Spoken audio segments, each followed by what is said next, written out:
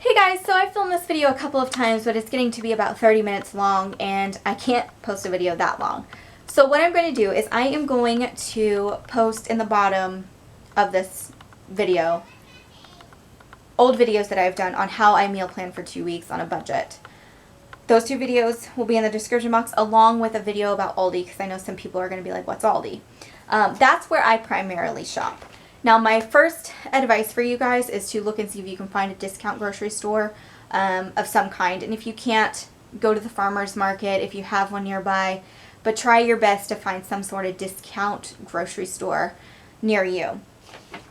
I talk more about that in the other vlogs, along with couponing and other things you can do. But primarily right now where I shop is Aldi. That is a discount grocery store that sells Aldi brand food.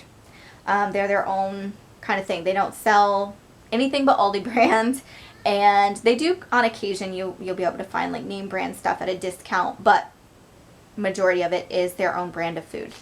And you can learn more about them, like I said, with the video that I'm going to put in the description box. This video is mostly going to be on meals and staple pieces that I keep in my freezer, in my cabinets, and in my fridge, and kind of how I've been going about making things work for us at this point in our life, but still implementing what I used to do when I was on a budget. So you might have to watch multiple videos to get a better idea, but this video is going to be just a little bit different. So the very first thing that I always do is figure out my budget for the 2 weeks, and we all have different bills, so you know, the 2 weeks is going to be different than the next 2 weeks. I always sit down and figure out what my budget is. Then I go to my cabinet and I will get a piece of paper and I write down on there breakfast, lunch, and dinner, and I kind of divide those into 3 spaces. And what I will do is I'll go through my fridge, my freezer, and my cabinet and fill out, what do I have for breakfast? What do I have for lunch? What do I have already that I can use to make dinner meals with? So for dinner, I always write down my meat, my vegetables, and then whatever else, pasta,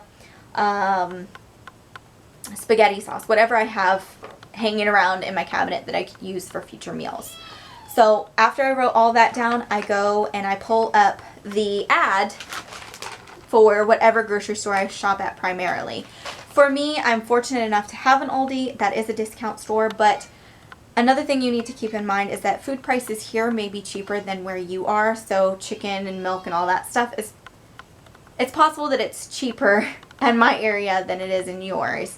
Or you could be very lucky, because I've watched a few moms where they're getting milk and eggs real cheap, a lot cheaper than I am, at their Aldi.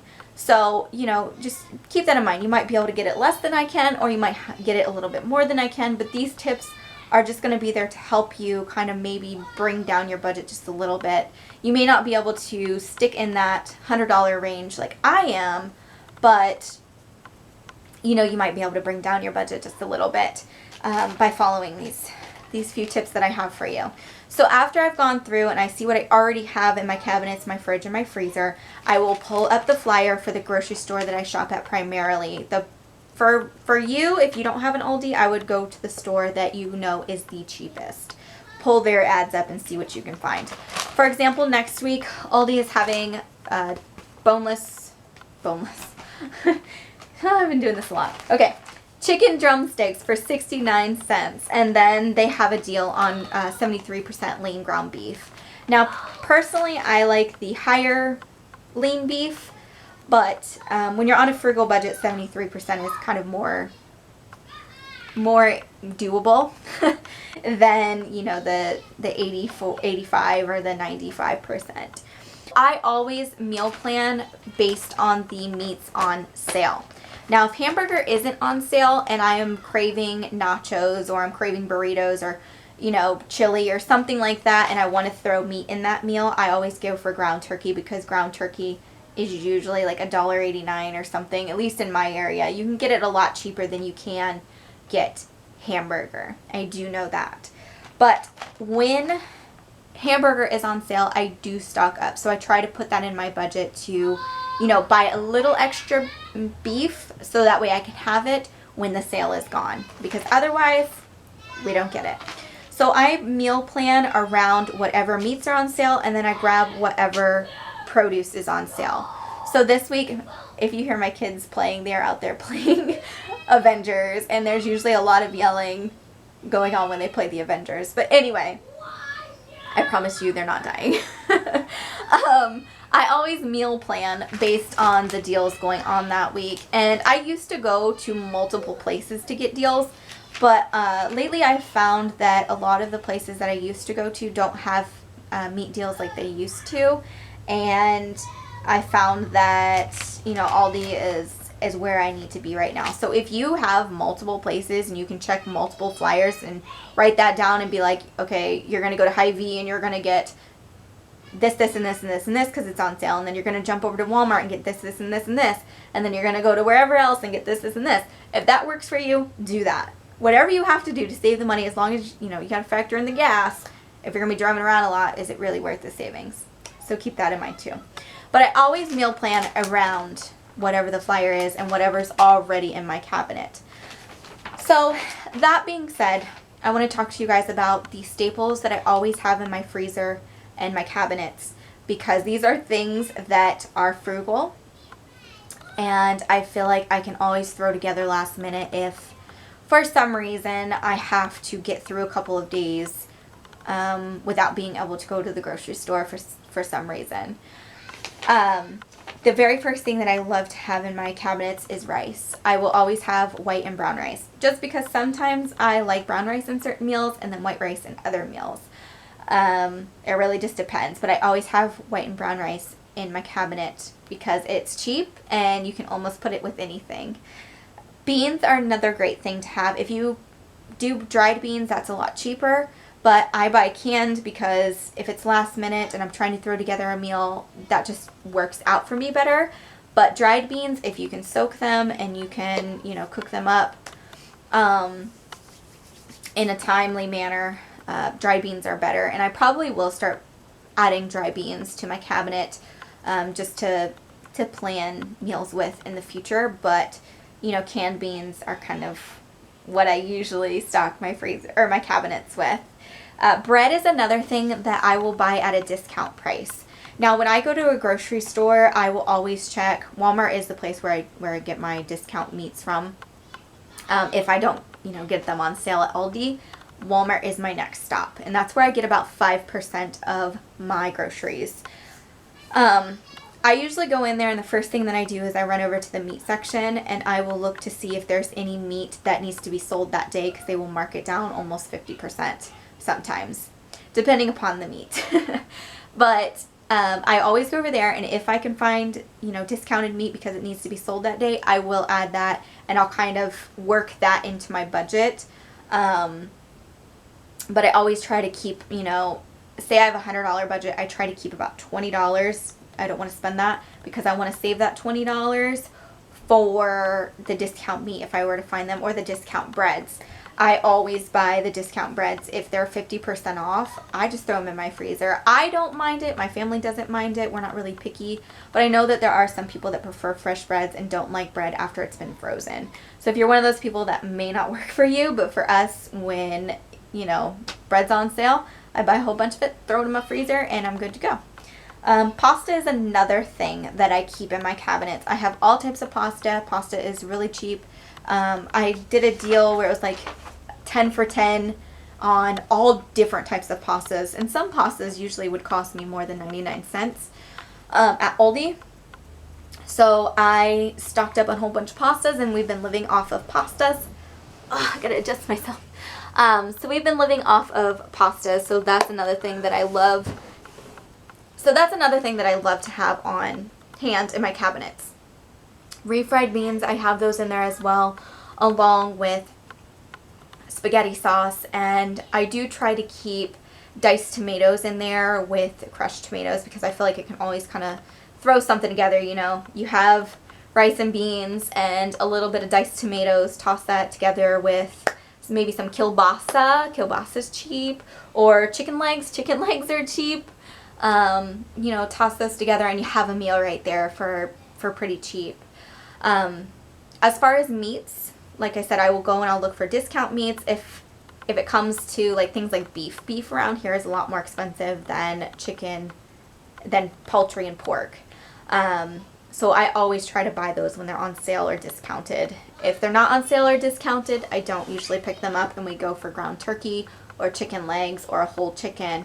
And then I do work in meatless meals because that, you know, if there's no sales that week and I really need to lower my budget, I will do meatless meals. So chicken legs and ground turkey is usually what I have in my freezer for meat. And then as far as vegetables go, I always have spinach, corn, peas, and broccoli. Those are the 4 vegetables that I keep in my freezer because I can throw those in meals. They're cheap, and my kids are still getting vegetables, and I hide them so they don't really know, and it works out well. So those are the things that I always have in my cabinets. Oatmeal is a good one. Flour, sugar, those are good things to keep on hand, along with milk and eggs, because if you have flour, milk, and sugar and eggs, you can make pancakes, you can make breads, you can make all kinds of things if you have those staples on hand. So I always, and people are always like, Sasha, why are you buying so much bread? Why are you buying so much flour? Why are you buying so much sugar? The reason why is because I throw stuff in my freezer, and I'm always baking. Like, I will bake multiple loaves of bread, seal them up in a freezer safe bag, and throw them in the freezer, and I have it for later. So yes, I do a lot of baking because that helps stretch things too. It's good for breakfast, it's good for snacks. It just helps stretch things, you know? So you can always go watch my Meal Mondays. These are vlogs that are frugal budgets if you need some ideas. But for me, when I am meal planning, I always try to make meals that I can get 2 nights out of. And I've found that one pot meals seem to be the cheapest and the ones that I can stretch the furthest. So for a family of 4, my favorite meals, I wrote them down, are chicken cacciatore, super cheap, roughly $10 or less, depending upon if you get stuff on sale or what kind of veggies you throw in there. You make chicken cacciatore, it's just chicken, crushed tomato, diced tomato, onion, and then whatever vegetable you want, served with pasta. And then I usually just toast up some bread, put butter on top, and then sprinkle a little bit of garlic powder, and you have a meal there. Another one, like I said, chicken legs. You can do chicken legs in a million and one ways. I will sometimes put chicken legs in boiling water and make chicken and rice soup. I will make chicken noodle soup. Potato soup's another good one. I've got tons of meals, guys. I've got tons of meals. So just make sure you're watching those Meal Mondays. Turkey meatballs. I make a big batch of turkey meatballs. One night we will have turkey meatballs, rice, and a veggie, or potato and a veggie. And then the next night I will throw it over spaghetti with spaghetti sauce. And of course I always hide spinach in there. Any of those like tomato-y meals, I usually hide spinach or peppers in there. So my kids are getting some vegetables.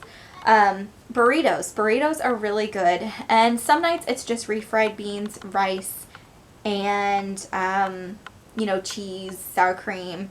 And then other nights it's, I add ground turkey to that with taco sauce. So, that one you can kind of, if you need a meatless meal that night, or if you can afford to throw in some ground beef or ground turkey, that's a good meal 2 days again with that. Turkey chili, or you can do veggie chili. Like one pot meal that I feel like we can get anywhere from 2 to 3 nights out of. So for me, the big thing when I meal plan is always making sure that the dinner I'm making that night can be used for the next night. So I'm essentially planning 7 nights worth of meals, but I know I'm having the leftovers the next day. So it can get boring. I do try to switch it up every time. So, for 2 weeks we have one meal, and then, the next 2 weeks we're having a different list of meals. And I try to switch it up so that way we're not getting tired of the same things. I do throw in processed meals every once in a while to kind of, again, switch it up, because it can get boring if you're eating the same things over and over and over again. So I do throw in those personal pizzas. I do throw in lasagna, pre-made lasagnas. We throw in Hot Pockets, corn dogs. I do have ramen noodles and SpaghettiOs in the cabinet, macaroni and cheese, hot dogs. Those cheap things. Kielbasa is another good one if you want to eat kielbasa. And I know certain cuts of pork chops are pretty cheap, at least in my area, as long as ham cuts as well. So you know, if you're really keeping those things in mind, just looking to see what's the cheapest meats, how can I work around this, Pinterest is great for that. But just keep watching our Meal Mondays, guys. Go back and watch my other How I Meal Plan for 2 Week videos, and I'm hoping that this video made sense, or that it gave you some ideas, or kind of, I don't know, I'm hoping that this just made sense for you guys. But yeah, I mean, for dinner, that's what I do. I just make whatever 7 days worth of food that I know I can get 2 meals out of. And lunch, we have a lot of peanut butter and jelly sandwiches. Tuna, canned tuna is another thing that I keep in my cabinet, because some days I just want a tuna fish sandwich.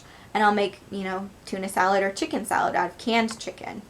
And we have a lot of sandwiches. It's usually grilled cheese, peanut butter and jelly, or tuna salad sandwiches.